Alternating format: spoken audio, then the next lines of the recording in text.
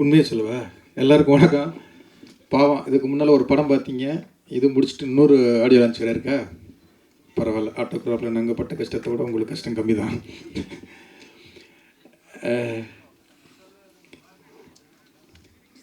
தெரில, இன்றைக்கி இந்த ஃபங்க்ஷன் உள்ளுக்க வந்ததுலேருந்து, அதான் பிளாக் பாண்டியை பார்த்ததுலேருந்து நிறைய ஞாபகங்களை வந்து அதில் ஒரு பாட்டு இருக்கும்ல, அந்த மாதிரி நிறைய ஞாபகங்களை அவங்க சினேகா மேம் உள்ளுக்க வருவதாக இருக்கட்டும், ஒவ்வொரு ஆளுக்குமே எங்கள் டேரக்டரை பார்க்கும்போது அவ்வளவு ஞாபகங்களை வந்து இந்த படம் அவ்வளவு கறி விடுது. பேசணும் ஒன்றுமே எங்களை பற்றியும் டேரக்டரை பற்றியும் பேசணும்னா அது ரொம்ப பேசிக்கிட்டே இருக்கணும். அதனால் ரொம்ப பேச முடியாது. இது ஒரு தனி ஷோவாகவே பண்ணலாம், அவ்வளோ பெரிய இது. ஏன்னா எனக்கு வந்து அப்போ வந்து சாருக்கு ஆஃபீஸ் கிடையாது, அவர் வீட்டுக்கு தான் போவோம், எல்லோரும் அங்கே வீட்டில் தான் சாப்பிடுவோம். அப்போ ஒரு நாள் வந்து இந்த ஆட்டோகிராஃப் அவர் சொன்ன டாம் காங்ஸ் நடித்த ஃபாரஸ்ட் கம்ப் அப்படின்னு ஒரு படம் பார்த்தார். இந்த மாதிரி ஒரு படம் பண்ணணும் அப்படின்னாரு. இதுக்கும் சம்மந்தம் கிடையாது. ஆனால் ஒரே வாரத்தில் வந்து அந்த ஆட்டோகிராஃப் மாதிரி ஒரு கதை சொன்னார். அந்த முதல் நாள் அந்த கதை சொன்ன நாள் வந்து ஞாபகம் இருக்குது. அதுக்குள்ளே அப்புறம் வந்து அந்த மல்லிகாவை நடித்த அந்த பொண்ணு, காலச்சுவடல் வந்து அசிஸ்டண்ட் தாய்மானவன் தான் அந்த பொண்ணை பார்த்துட்டு, சார் இந்த பொண்ணு மலையாளத்தில் நடிச்சிருக்காங்க பாருங்கள் அப்படின்னு சொன்னது முதற்கொண்டு. அடுத்து கோபியா வந்து டெஸ்ட் அவுட் எடுக்கிறோம்.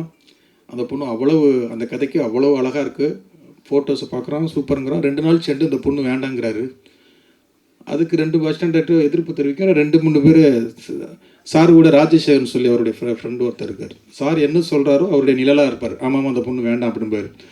இந்த பொண்ணு நல்லா இருக்குது அப்படின்னு, ஆமாம் நல்லா இருக்குது அப்படிம்பார். ஏன்னா அந்த கேரளா கேரக்டருக்கு வந்து அது அவ்வளவு அழகாக இருக்குது, அவ்வளவு ரசித்து எடுத்துகிட்டு 2 நாளில் வேண்டான்னு சொல்கிறாரு அப்படின்னு நான் சண்டை போடுறேன். நீ வேலையை விட்டு போ அப்படின்ட்டார். ஓகே நான் போகிறேன்னு சொல்லிட்டு போயிட்டேன். அப்போ போகும்போது ஒரு டைலாக் போடுவார் எப்போவுமே, நீ என்னை அண்ணனாக நினைக்கிறதா இருந்தால் ஒர்க் பண்ணு, டைரக்டராக நினைக்கிறதா இருந்தால் ஓடி போ அப்படிம்பாரு. நான் போயிட்டு 2 தெரு சுற்றிட்டு அப்புறம் திருப்பி வந்துடுவேன். ஏன்னா இப்போ ஆஃபீஸில் வந்து நான் தான் தங்கியிருக்கேன். அவர் சொன்னால வீட்டுக்கே போக மாட்டாருண்ணா, அவருக்கு துணைக்கு நான் தான்.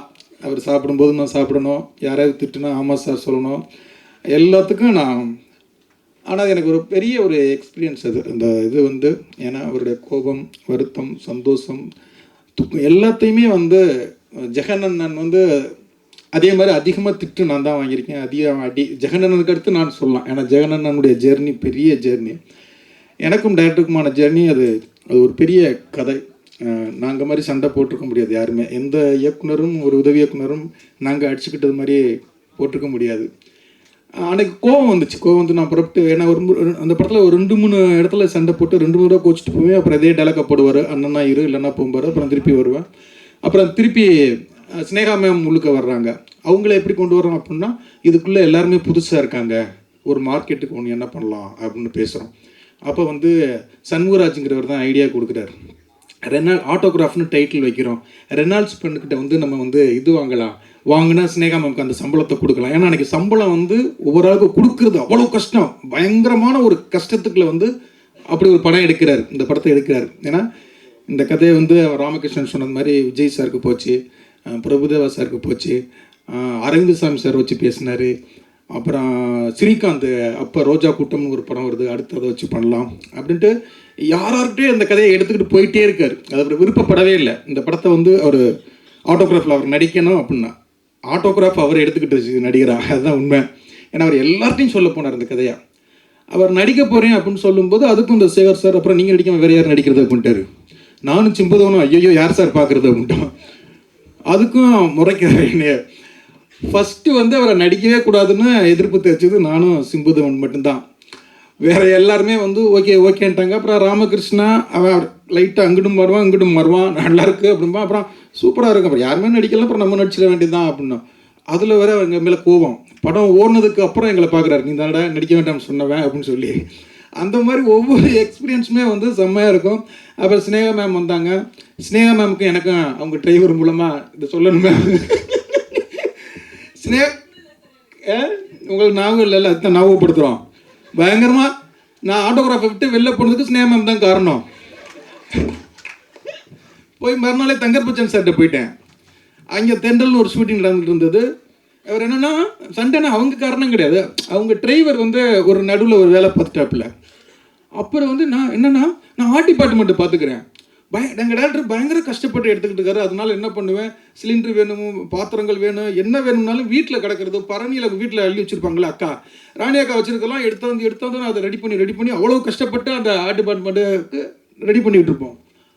ஆர்டேட்டரோட சண்டை வரும், ஆர்டேட்டர் கோச்சிட்டு போயிட்டாருன்னா அந்த வேலையை நான் தான் பார்க்கணும். மணிரா சார் இடையில அவரை கோச்சிட்டு போயிட்டாரு, அந்த இடத்துல நான் பார்க்கணும். எல்லாமே நானே பார்த்துக்கிட்டு இருக்கேன், என்னையே போய் உங்கள் ஸ்னேகாவுக்கு அசிங்கப்பட்டுட்டாரே அப்படின்னு சொல்லிட்டு நான் பேக்கை தூக்கிட்டு போயிட்டேன். நீ போய் என்ன பண்ணுற, உன்னை பார்த்தா ஸ்னேகா மேம்க்கு வந்து கோபம் வரும், மூஞ்சி ஒரு மாதிரியா ரியாக்ஷன்லாம் மாறும், அது என் படத்துக்கு பாதிக்கும், நீ போய் ஆஃபீஸில் இருறா அப்படின்ட்டாரு. எனக்கு பயங்கரது, இந்த படத்துக்கு நான் இவ்வளவு கஷ்டப்பட்டு நான் இருக்கக்கூடாது, அந்த படத்துல இனிமேல் இருக்கவே மாட்டேன் அப்படின்னு சொல்லிட்டு நான் பேக்கை தூக்கிட்டு போயிட்டேன். திருப்பி வந்தால் அவர் டைலாக் போடுவார், அண்ணனாக இருந்தால் அண்ணன் நினச்சா நீங்கள் இரு, டேரக்டர் நினச்சா போடாண்டுவார். நான் அதுக்குள்ளே போயிடுறேன், நான் டேரக்டராக தான் நினச்சி உங்களை அப்படின்னு சொல்லிட்டு போயிட்டேன். ஆனால் உண்மையில் இந்த படத்தில் மிஸ் அந்த படத்தில் ஒர்க் பண்ணாலும் இந்த படத்தை நான் ரொம்ப மிஸ் பண்ணேன். ஏன்னா ஒவ்வொரு சீனும் அப்போ அந்த படத்தில் ஒர்க் பண்ணிக்கிட்டு இருக்கும்போது ஒரு ப்ரொடியூசர் இந்த படம் ரிலீஸ் ஆக போகுது, அவர் படங்கள்லாம் வாங்கி ரிலீஸ் பண்ணுவார், ஆட்டோகிராஃப் நீ ஒர்க் பண்ணிடலாமா, எப்படி வருது அப்படின்னாரு. சார் இந்த படம் கன்ஃபார்மாக ஓடும் சார், சூப்பர் ஹிட் ஆகும் சார், இந்த படத்தை வாங்க அப்படின்னேன். அவர் சொன்னார், ஏமா சேர மூஞ்சி எல்லாம் ஆடியன்ஸாக வந்து பார்ப்பாங்க, தேட்டருக்கு வருவாங்க அப்படின்னு சொன்னார். அப்புறம் அதே ப்ரொடியூசர் தான் வந்து இந்த படத்தை வந்து ஒரே செக்கு ஒரு பெரிய அமௌண்ட் கொடுத்து சேட்டலைட் வாங்கிட்டு போனார். உங்களுக்கு யாருன்னு தெரியும்னு நினைக்கிறேன்.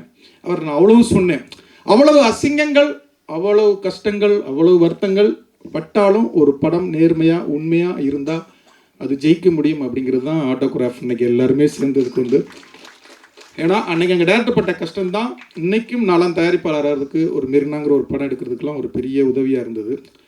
நீங்கள் இப்போ என் அசிஸ்டண்ட்டை நான் என்னை அங்கே உட்கார வச்சுட்டு இங்கே பேச வச்சா என்னை கிளின்னு கிளிப்பாங்க. ஏன்னா ஒரு டைரக்டருக்கும் ஒரு அசிஸ்டண்ட்டுக்குமான ஒரு உறவு அதுதான்.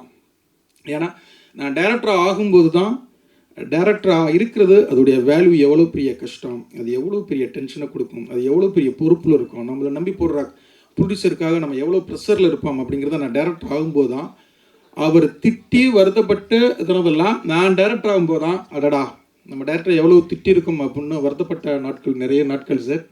இன்றைக்கி என் அசிஸ்டண்ட்டுகள் என்னை திட்டிக்கிட்டு இருப்பாங்க, அவங்களும் கண்டிப்பாக டைரக்டர் ஆகும்போது அது நம்மளுடைய அந்த இது புரியும். நான் உண்மையிலே உங்கள்கிட்ட நிறைய கற்றுக்கிட்டேன், நிறைய இன்றைக்கும் உங்களுடைய பாதிப்பு எனக்கு நிறைய இருக்கும்.